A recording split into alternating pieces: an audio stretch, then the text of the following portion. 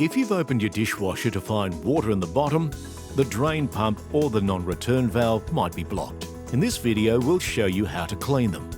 Firstly, disconnect the dishwasher from the mains power at the wall.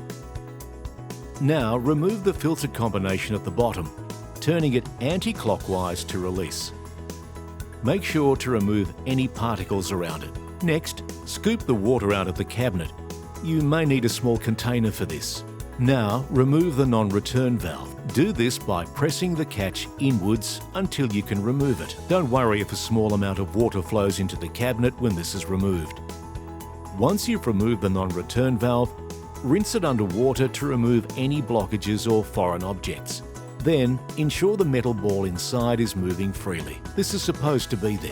The drain pump is located under the non-return valve. Turn the drain pump impeller to check for any more obstructions.